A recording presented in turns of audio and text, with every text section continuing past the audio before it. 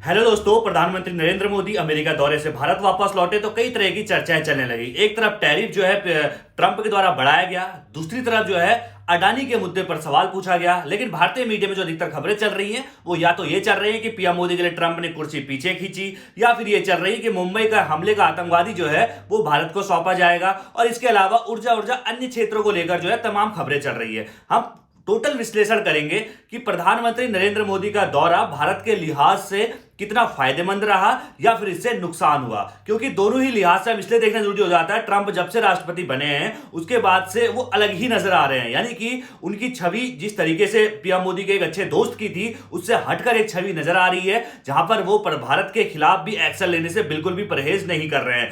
Tariff को बढ़ाकर बने, यानी कि जैसे को तैसा वाला टैरिफ जो उन्होंने लगाया है, इससे भारत को बहुत नुकसान हो सकता है। अडानी के मुद्दे पर पीएम मोदी से जब सवाल पूछा गया तो पीएम मोदी ने किस तरीके से जवाब दिया वो भी आपको सुनाएंगे। देखिए, 2 दिवसीय अमेरिका दौरे पर पीएम मोदी पहुंचे हुए थे, उससे पहले फ्रांस पीएम मोदी गए हुए थे। अमेरिका में पीएम मोदी का भव्य स्वागत किया गया, भारतीय वहां पूरे जोश के साथ नजर आए और उन्होंने पीएम मोदी का स्वागत किया। तस्वीरें लगातार मैं आपको दिखा रहा हूं। उसके बाद व्हाइट हाउस में राष्ट्रपति ट्रंप से मुलाकात हुई और राष्ट्रपति बनने के बाद ट्रंप ने मतलब किसी देश के राष्ट्राध्यक्ष से, सबसे बड़े राष्ट्राध्यक्ष से दूसरे राष्ट्राध्यक्ष से, इससे पहले इजराइल के नेतन्याहू से सबसे पहली मुलाकात जो है ट्रंप ने की थी। उसके बाद अब दूसरे प्रधानमंत्री मोदी से ट्रंप ने मुलाकात की है और इस मुलाकात के बाद ट्रंप ने कई सारी बातें की। अवैध प्रवासियों को लेकर कहा कि हम भाई अवैध प्रवासियों को अपने देश में नहीं रख सकते, उन्हें हम भेजेंगे। इस पर पीएम मोदी ने सहमति जताई। बेड़िया हथकड़ी पर कोई बातचीत नहीं हुई कि आखिर बेड़िया और हथकड़ी पहनाकर ही क्यों भेज रहे हो भाई, हम अपना प्लेन भेज देते हैं जैसे अन्य देशों ने किया। हम अपना प्लेन भेजेंगे, तुम उसमें भेज देना, कम से कम एक छवि तो अच्छी बनी रहेगी, हम दोनों दोस्त हैं। इस पर कोई बात नहीं हुई, लेकिन पीएम मोदी सहमत जरूर नजर आए और ठीक भी बात है। अवैध प्रवासी है और हमारे देश में कोई अवैध रूप से रहेगा तो हम भी जो है ना उसको अपने देश से निकालेंगे। तो अमेरिका निकाल रहा है, लेकिन जिस तरीके से भारतीयों को निकाला जा रहा है इससे भारत सरकार घिर रही है, क्योंकि हमारे देश में रोजगार की कमी है, हमारे देश में रोजगार नहीं है। इसको लेकर जो है सरकार पे हमला जो है विपक्ष बोल रहा है कि रोजगार नहीं होने की वजह से लोग यहां से डंकी कट करके, यानी कि अवैध रूप से अमेरिका जाते हैं। इस मुद्दे पर बात हुई तो इस मुद्दे पर यह हो गया। रूस और यूक्रेन की बात करें तो रूस और यूक्रेन के मुद्दे पर प्रधानमंत्री मोदी ने एक बार फिर से ट्रंप के सामने यह कहा कि ट्रंप ने पुतिन से बातचीत की, इससे मैं खुश हुआ। अच्छी बात है कि ये ट्रंप जो है वो युद्ध रुकवाने के पक्ष में काम कर रहे हैं। इसके अलावा मोदी ने फिर से वही बात दोहराई कि भारत जो है ना, भारत का स्टैंड जो है वो शांति की तरफ है, यानी कि ये युद्ध का काल नहीं है, शांति से ही यहां पर हल किया जा सकता है। लेकिन सबसे बड़ी बात जो निकल कर आई, पीएम मोदी की मुलाकात से पहले ट्रंप ने जो ऐलान किया, टैरिफ बढ़ाने का ऐलान कर दिया। कौन सा वो टैरिफ है उसके बारे में थोड़ा चर्चा करें तो रेसिप्रोकल टैरिफ जो होता है ना, यानी कि जैसे को तैसा,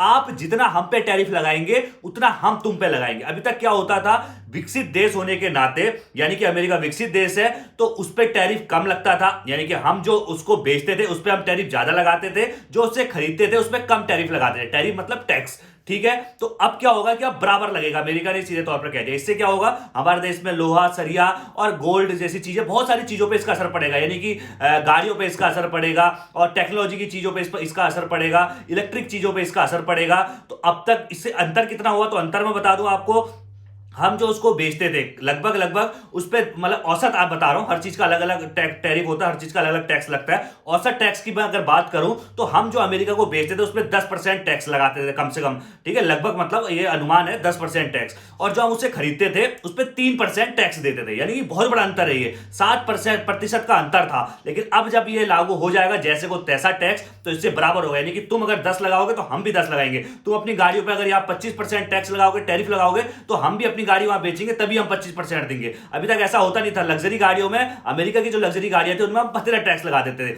इसके पीछे जो मुझे नजर आता है वो मस्क की चाल नजर आती है। मस्क कौन, ट्विटर का मालिक एलन मस्क, वो जो है इस वक्त पे ट्रंप की सरकार में एक बहुत मेन व्यक्ति है और लगातार प्रचार के दौरान से ही जीत तक हमने देखा है कि मस्क ट्रंप के हर भाषण में नजर आते हैं। और मस्क जो एक बिजनेसमैन है, तो सीधे तौर पर बिजनेसमैन होने के नाते हमने उसकी जो टेस्ला कार जो थी वो अमेरिका में बड़ी चर्चित है। भारत में भी वो टेस्ला कार को लेके आना चाहता था मस्क जो है, लेकिन भारत ने यहाँ पर उस पर टैक्स दूसरा लगा दिया, यानी कि दुगना टैक्स लगा दिया। अगर 35 लाख की कार है तो 35 लाख आपको टैक्स देना पड़ेगा, तभी आप बेच सकते हैं। इसको लेकर काफी चर्चाएं हुई। हालांकि भारत ने पहले उससे कहा कि आपको या तो हमारे वहां कंपनी में बनानी पड़ेगी, हमारे वहां पार्ट्स बनाने पड़ेंगे, या फिर आपको टैक्स दुगना देना पड़ेगा। तो इसलिए टेस्ला जो है वो यहां नहीं आ पाई, क्योंकि अगर आप मानिए 70 लाख की कार कौन खरीदेगा, इससे दूसरी कंपनी को उससे अच्छी अच्छी मिल जा रही है, सस्ते में मिल जा रही है। तो एक ही पीछे मस्क का इसको मैं दिमाग कह सकता हूं। हालांकि ट्रंप जो है लगातार इसका चुनाव प्रचार के दौरान भी लगातार इसका बखान कर रहे थे कि भाई हम टैरिफ तो उतना ही वसूलेंगे, इससे हमारा घाटा हो रहा है। ये तो बात हुई टैरिफ की, इससे भारत को बहुत बड़ा नुकसान होगा आने वाले समय में, मुझे ऐसा लगता है,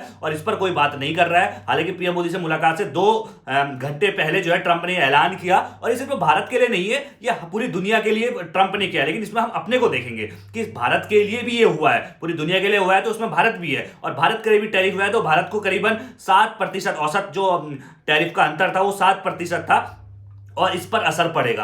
अब बात करते हैं अडानी मुद्दे की। देखिए, पीएम मोदी ने अडानी मुद्दे पर सवाल वहां पर पूछा गया। भारत में तो कोई पूछ नहीं सकता, क्योंकि भारत में आपने देखा है इंटरव्यू जब पीएम मोदी देते हैं वो तो या तो कोई बिजनेसमैन होता है या फिर कोई बॉलीवुड का एक्टर होता है, तो यहां पर उनसे सिर्फ पर्सनल सवाल पूछे जाते हैं। अडानी के मुद्दे पर कोई सवाल नहीं पूछता। संसद में, लोकसभा में विपक्ष राहुल गांधी, अखिलेश और अन्य तमाम नेता सवाल पूछते हैं, तो वहां पर पीएम मोदी चुप्पी साध लेते हैं। अब अमेरिका में ट्रंप राज चल रहा है। ट्रंप प्रेस कॉन्फ्रेंस बुलाते हैं, कोई भी जब किसी भी देश का राष्ट्राध्यक्ष आता है तो ट्रंप प्रेस कॉन्फ्रेंस बुलाते हैं, सारे मीडिया के हाउस वहां पे मौजूद रहते हैं। और मोदी और ट्रंप जब वहां पे प्रेस कॉन्फ्रेंस कर रहे थे, तो वहां पर जो मीडिया हाउसेस थे उन्होंने सीधे तौर पर अडानी को लेकर पीएम मोदी से सवाल पूछ लिया। यहां पर पीएम मोदी का जो जवाब है उसको लेकर अब सियासत हो रही है। पीएम मोदी ने इसको निजी मामला बता दिया। अब राहुल गांधी जो है वो इस पर ट्वीट करते हैं और सीधे तौर पर पीएम मोदी पर हमला बोलते हैं। उनका ट्वीट में एक बार आपको पढ़ के बताता हूं। राहुल गांधी कहते हैं, देश में सवाल पूछो तो चुप्पी, विदेश में पूछो तो निजी मामला। अमेरिका में भी मोदी जी ने अडानी जी के भ्रष्टाचार पर पर्दा डाल दिया। जब मित्र का जेब भरना मोदी जी के लिए राष्ट्र निर्माण है, तब रिश्वतखोरी और देश की संपत्ति को लूटना व्यक्तिगत मामला बन जाता है। अब सोचिए, राहुल गांधी सीधे तौर पर आपने देखा कई बार प्रेस कॉन्फ्रेंस राहुल गांधी के द्वारा की गई, सुप्रिया सिंह के द्वारा की गई, पवन खेड़ा के द्वारा की गई, कांग्रेस के तमाम नेताओं ने साल भर से कई सारी प्रेस कॉन्फ्रेंस की, लेकिन इस पर पीएम मोदी ने कोई जवाब नहीं दिया। अब जब अमेरिका में जवाब दिया तो ऐसा जवाब दिया कि निजी मामला है। कैसे पीएम मोदी का निजी मामला हो सकता है, यह बड़ा सवाल है, और इस सवाल का जवाब मैं भी ढूंढ रहा हूं। अगर आपको पता है तो कमेंट करके हमें जरूर बताइएगा। क्योंकि अमेरिका में जो है ना, अडानी के खिलाफ रिश्वतखोरी का मामला चल रहा है। हालांकि उस पर अभी रोक लगी है, लेकिन मामला चल रहा है, कोर्ट में मामला चल रहा है। उन पर यह आरोप है कि करीबन 2100 करोड़ रुपए उन्होंने रिश्वत भारतीय अधिकारियों को दिए। वहां जो है सोलर ऊर्जा के प्रोजेक्ट, जो ऊर्जा के क्षेत्र के प्रोजेक्ट है, उनको हासिल करने के लिए। इससे हुआ क्या, इससे अमेरिका के जो निवेशक थे उनके हित में यह बात नहीं गई, यानी कि उनके हितों का नुकसान हुआ। इसीलिए जो है अमेरिका में उन पर रिश्वतखोरी का केस चल रहा है, और इसी को लेकर विपक्ष भारत में लगातार सवाल पूछता है। पीएम मोदी इस पर चुप्पी साधते हैं। अमेरिका में जब आज सवाल पूछा जाता है तो यहां पर पीएम मोदी इसको निजी मामला करार देते हैं। आप कमेंट करके बताइए, क्या यह निजी मामला हो सकता है? अडानी के मामले में क्यों नहीं पीएम मोदी साफ बोलते हैं? अगर बोलना ही था, अगर निजी मामले की जगह अगर पीएम मोदी को बोलना ही था, तो पीएम मोदी शायद यह बोल सकते थे कि यह जांच का मामला है, और जांच होने में समय लगता है, चाहे अमेरिका हो चाहे भारत हो, दोनों ही जगह जांच का मामला है और जांच की जा रही है। शायद यह जवाब पीएम मोदी का होता तो इसमें हम संतुष्ट होते और हम सोचते कि हां ठीक है, जांच का मामला है। निजी मामला है बोलकर पीएम मोदी ने कहीं ना कहीं इस पर सियासत और बढ़ा दी है। अब इस पर कांग्रेस फिर से हमलावर है। राहुल गांधी का ट्वीट मैंने आपको बता दिया। आपकी क्या राय है पीएम मोदी के अमेरिका दौरे से? इस पर अपनी राय जरूर रखिएगा। एक चीज और मैं कहना चाहूंगा, देखिए F-35 हो गया या अन्य जो उसने बोला है कि हम रक्षा से जुड़े हुए, डिफेंस से जुड़े हुए जो हथियार हैं उसका हमने बिजनेस कर रहे हैं। तो अब भाई अमेरिका का एक काम है, अमेरिका का यह काम इसलिए है क्योंकि अमेरिका चाहता है दो देशों के बीच युद्ध हो और हम अपने हथियार बेचें।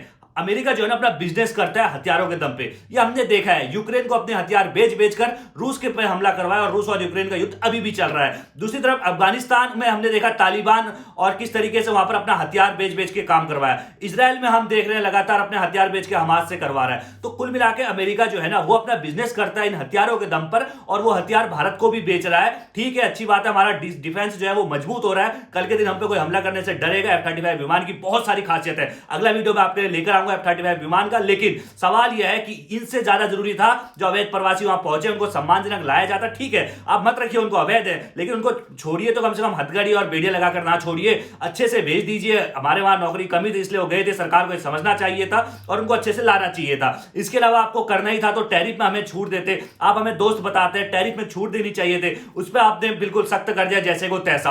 आप किस तरीके से देखते हैं? कमेंट बॉक्स आपके लिए खुला है। मुझे दीजिए इजाजत, धन्यवाद।